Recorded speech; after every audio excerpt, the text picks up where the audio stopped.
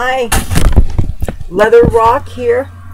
Today I want to talk to you about feeding cats outside in the wintertime. I never did find Cass the cat again. It's been 2 months since I've seen him. However, when I was looking for him up the street, I found a bunch of feral cats and I saw evidence that somebody had been feeding them at least occasionally. So every day for the past month and a half, I've been bringing food to them, and I wanted to discuss some things that are important about feeding cats in the wintertime.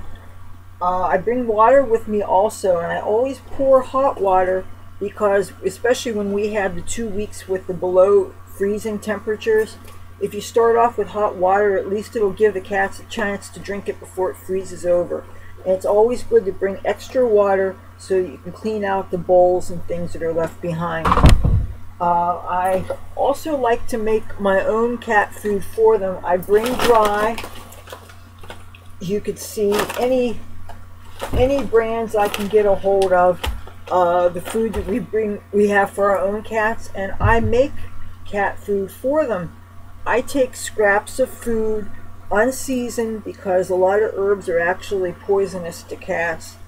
When we had Christmas ham, and I know ham's kind of fatty and you probably shouldn't feed cats too much of it, but you figure street cats, they need to have a winter coat because they're subjected to these really cold temperatures.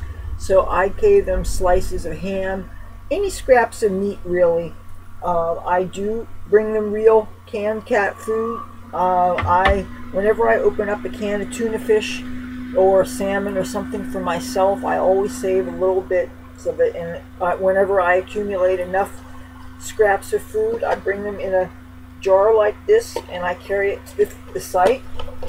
Another thing I always like to do is, and I suggest everybody do this, is I always bring plastic trash bags with me, and I believe that you should always leave an area better than you found it. So I pick up the trash, I pick up the recyclables, I put them where they go, pick up the trash. Not only is this a good thing to do, but any neighbors that see you do this, even if they're not thrilled that you're feeding cats, they'll at least see that you're picking up around. And it's always good to be a good neighbor. Now, since I started doing this, some of the cats have gotten more friendly. One or two of them I saw even had collars, which suggests to me either maybe the people have cats that they have been too lazy to get spayed and neutered, and of course that's very problematic.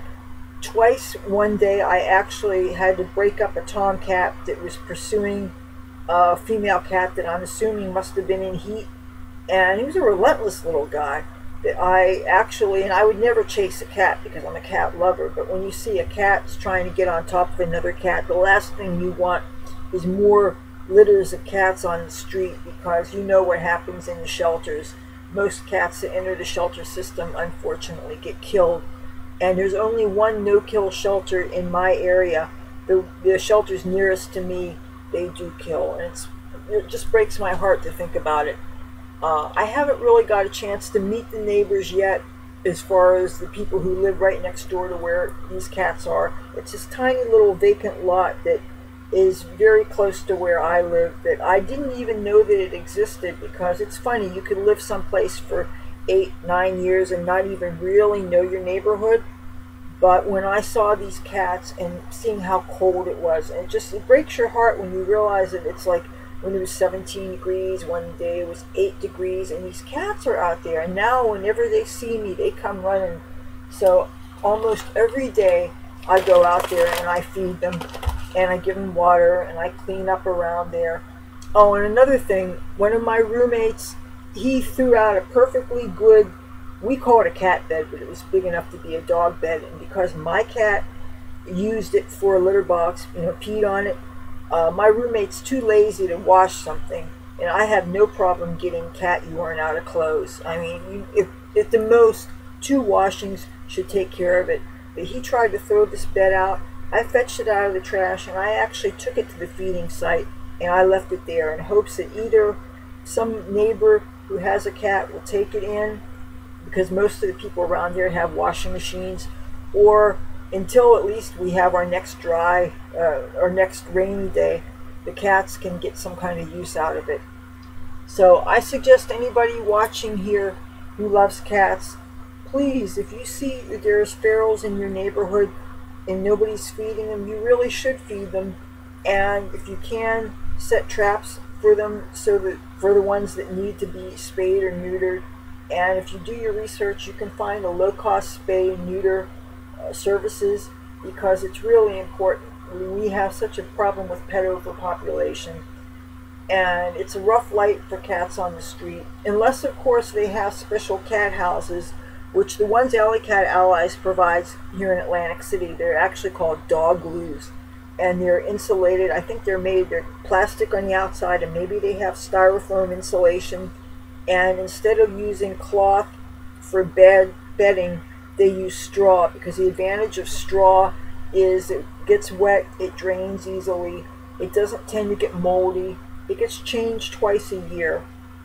But that's a good option for keeping cats from freezing outside, because when it's that cold, they can. So yeah, spay and neuter your cats and dogs, and if they're outside, feed them. But once you commit to feeding them, do show up every day, because by that time they're going to depend on you. So that's my video for today.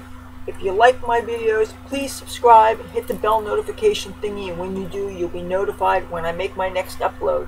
As usual, I upload every Tuesday, Thursday, and Saturday, unless of course I have a computer failure. That does happen to me. Too much. Talk to you soon. Bye.